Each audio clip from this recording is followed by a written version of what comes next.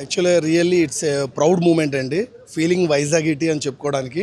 అంటే మన వైజాగ్ కీర్తిని ప్రఖ్యాతిని ప్రపంచ నలుమూలని విస్తరించడానికి ఇది ఒక మంచి అద్భుతమైన అవకాశం. దీనికి మెయిన్ మూలస్తంభం బ్యాక్గ్రౌండ్ అడ్మినిస్ట్రేషన్ కింగ్ అంటాం, మనం కింగ్ మేకర్ అంటాం.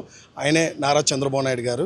సో ఆయన గతంలో ఏదైతే మోడీ గారు దృష్టిలో ఉంచి ఒక్కసారి ఈ యోగా ఏదైతే ఉందో యోగా డేని ఘనంగా ఇక్కడ నిర్వహించాలని చెప్పి అడగగా వెంటనే ఆయన చంద్రబాబు నాయుడు గారి మీద ఉన్నటువంటి నమ్మకం కానీ ఆయన మీద ఆయన వర్క్ ఆయన అడ్మినిస్ట్రేషన్ మీద ఉన్నటువంటి అపారమైన నమ్మకంతో ఈ బాధ్యతను అప్పచెప్పారు. సో దానికి అనుగుణంగా ఆ రోజు నుంచి ఈ రోజు వరకు ఈ యొక్క ఈవెంట్ని వైజాగే కాదు ప్రపంచ నలుమూలల చరిత్రలో గుర్తుపెట్టుకునే విధంగా అంటే గిన్నీస్ బుక్ ఆఫ్ రికార్డ్స్లోకి ఎక్కింది. కానీ ఇన్ని లక్షల మంది క్రౌడ్ని ఎటువంటి అవాంఛనీయ ఘటనలు జరగకంటే, ఎందుకంటే రీసెంట్గా మనం చూసుకోవచ్చు ఈ ఏడాది చాలా వరకు ప్రజలందరూ కూడా భయాందోళన ఉన్నారు. అంటే ఎక్కడైనా పబ్లిక్ మీటింగ్స్కి వెళ్ళాలన్నా కానీ సో ఏమైనా జరుగుతుందేమో, తోపులాట అవుతుందేమో, సో రకరకాల భయాందోళన ఉన్నా కానీ కేవలం ఒకే ఒక నమ్మకం, అది చంద్రబాబు నాయుడు గారు. ఎందుకంటే ఆయన ఏ పనికి శ్రీకారం చుట్టినా అద్భుతంగా చేస్తారు.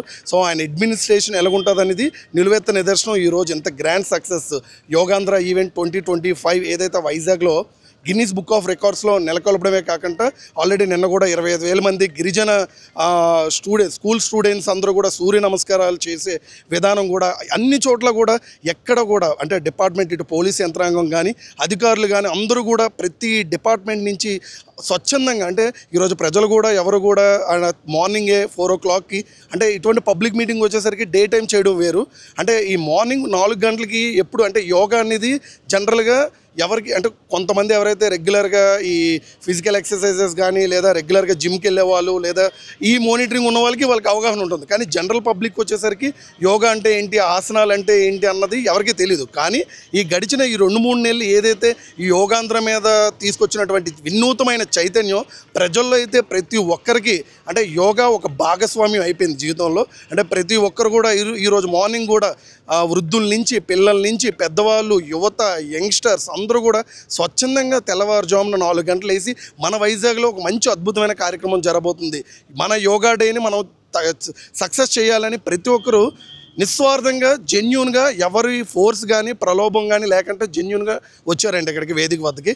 ఎంత జాగ్రత్తగా అయితే బస్సుల్లో ఇక్కడికి ట్రాన్స్పోర్టేషన్ కానీ వాళ్ళకి అరేంజ్ చేసినటువంటి కిట్స్ కానీ మ్యాట్స్ కానీ అన్నీ కూడా ఎంత అద్భుతంగా అయితే అరేంజ్మెంట్స్ చేశారో రిటర్న్ వాళ్ళు వెళ్ళేటప్పుడు కూడా అంతే జాగ్రత్తగా వెళ్ళడం అనేది చాలా హర్షించదగ్గ విషయం.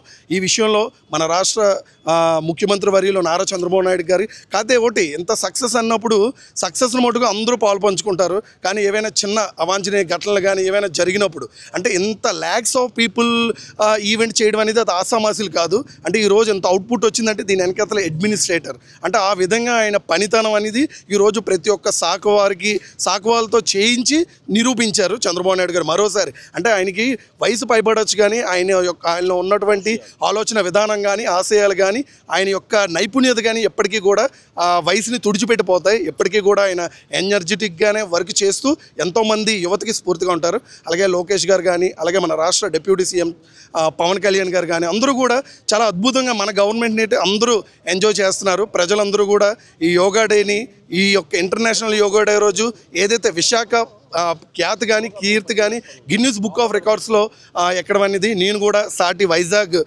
వాసిగా చాలా హ్యాపీగా ఫీల్ అవుతున్నాను.